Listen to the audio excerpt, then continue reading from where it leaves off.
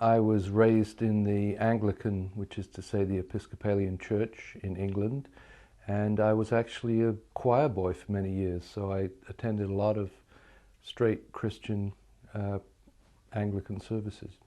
I was interested in what you would call parapsychology, ghosts and spirits from a very early age, largely as a result of I had finished all the Sherlock Holmes stories by Conan Doyle, and I pulled out this book called The Land of Mist, thinking it was another ghost Sherlock Holmes story, and it turned out to be about spiritualism, and I devoured it. And then I got interested in the whole business of spirits and read lots of books in the local library. That's how I got into psychology, through spiritualism, actually. I actually have a graduate degree. My doctoral work is in comparative religion. So I had done a specialty in Hinduism, and I was familiar with the doctrine of reincarnation. It's just an academic doctrine. But I had no personal interest in it, and I had never thought of pursuing my past lives at all. Later on, some 10 years later, I became interested in Buddhist meditation. And it was while I was actually at a retreat in the south of England that I had what you would call a past life flashback. I found myself in the meditation in the middle of what seemed to be a medieval massacre at the time of the Crusades.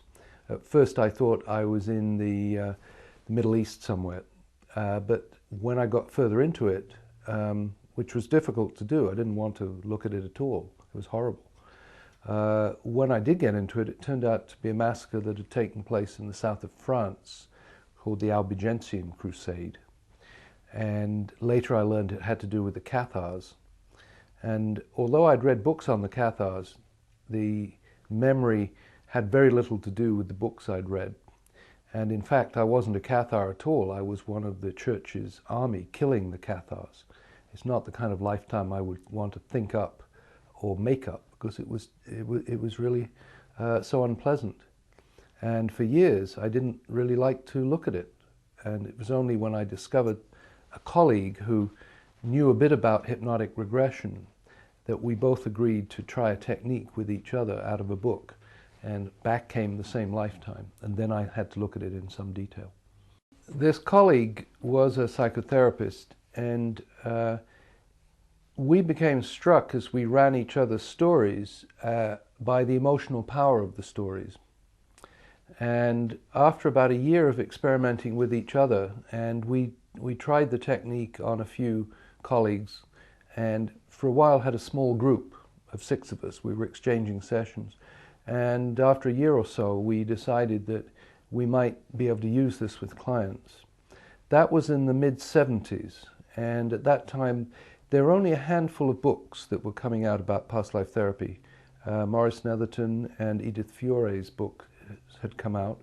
We invited one of them, Netherton, to come and teach us some of his method, which he did. And shortly after that, we tried it with a few clients very successfully.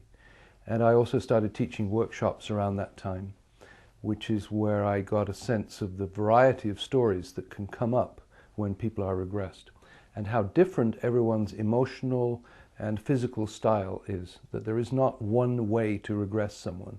There are as many ways to regress someone as there are people, as far as I can see.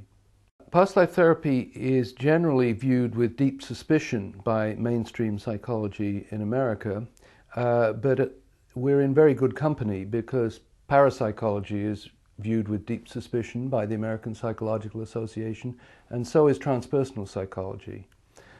So we belong to the outsider contingent of, I would say, experimental psychology that is looking to the spiritual fringes of things. In the psychoanalytic world, there is much more respect for visionary phenomena and the imagination than there is in mainstream psychology. Sadly, mainstream psychology doesn't even have any research or any data on the imagination whatsoever. It is simply not studied. And since everything we do is a part of memory and imagination, we have no middle ground to even discuss the work with them. So there is a lot of prejudice against this work, and a lot of sheer ignorance. even though a man like Professor Ian Stevenson has devoted 30 years of serious academic research to this subject, his work is still ridiculed by the mainstream psychologists who don't give him the time of day. So there's a kind of a deadlock, and until the mainstream become more open to things that they can't put in laboratories and measure with their statistical approaches, there's not going to be much change, I don't see. I think the general public is becoming more and more interested in it. Those who experience it are aware that it's a much faster and often more effective cure than many traditional methods. And I think public demand is going to bring it more into the forefront. Carl Jung was interested in all manifestations of the psyche. Visionary states, meditation states, the psychic journeys shamans make. And he had in fact written a very insightful preface to the so-called Tibetan Book of the Dead. He was interested in what happens to the soul after death. He had observed the dreams of people when they were near death, and he had concluded that the psyche continues after death in some way, but he had no direct evidence.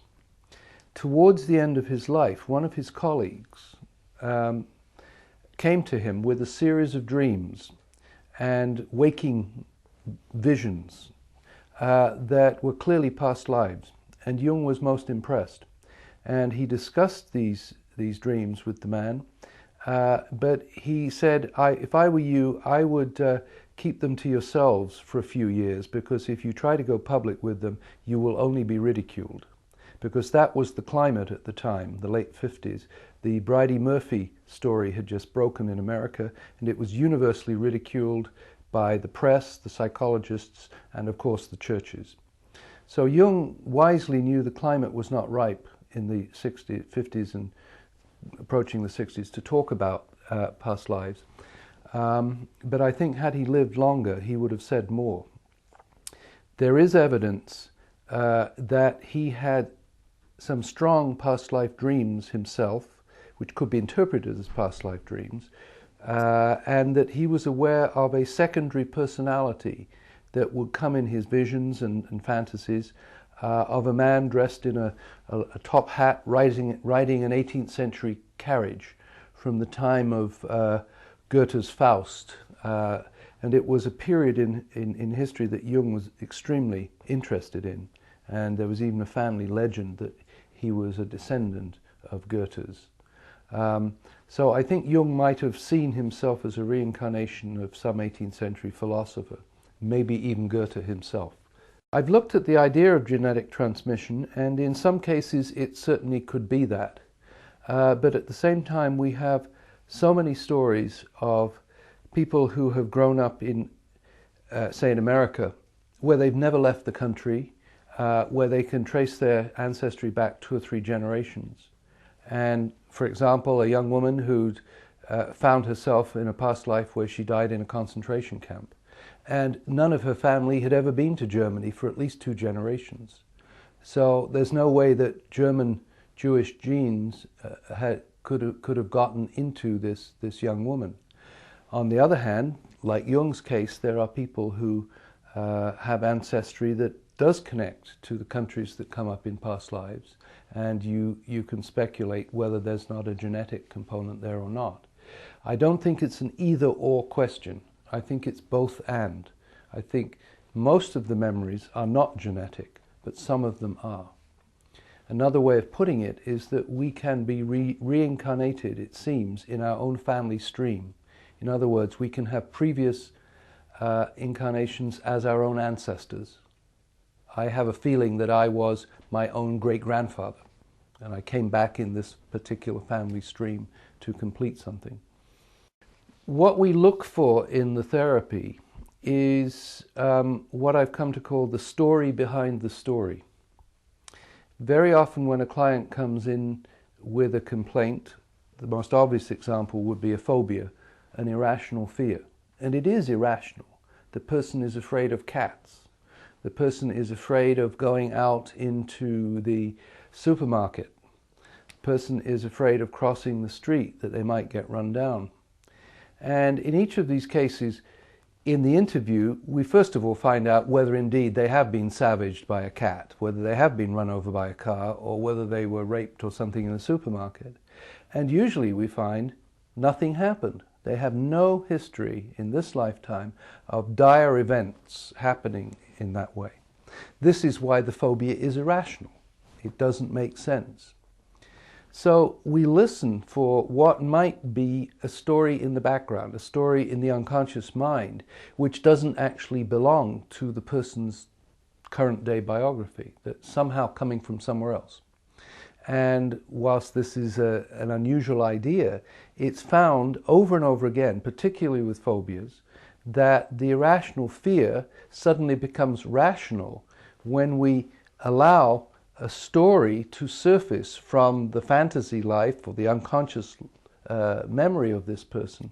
So we suddenly find that behind the fear of cats, there is a memory of being in the African plains and being attacked by a lion and savaged and killed as a black African in a past life. The past life story of someone who died in that way is somehow in the unconscious. We might find that the person who is terrified of crossing the road and being knocked down by a car, something very similar to that did actually happen. Earlier this century, they were killed by a passing car and died with a lot of fear. Equally, a person who is afraid of open spaces and public places may remember being trampled and killed in an attack in a medieval village square where soldiers came in and they couldn't escape because they were walled in. Those are typical stories that have come up a number of times, and we have learnt to trust, to look behind the irrational fear, the symptom, for another story. We don't question it, we don't ask if it's true or not, because it's true for the sufferer. It has meaning for them. And when we've expressed it, when we've allowed it to surface, and it has to be relived with all its full emotion to be cleared fully, when it has been relived, they feel a lot better. They feel, oh, that's over now, it's finished, and they can put it behind them. It's the same principle we use in therapy as is sometimes used with sufferers on battlefields who have been traumatized by the sight of their buddies being blown to pieces in Vietnam or Korea or somewhere, or the First World War. It was discovered that you could effectively help a person with shell shock or post-traumatic stress, as it's called today, by reliving the original event, however horrible, but at least allowing it into consciousness. It's the things that are locked out of consciousness that you can't quite see that become the nightmares. So we allow the nightmare to surface completely, just as they did with the battlefield shock syndromes, and then it clears. It becomes completed in some way, and we can let go of it.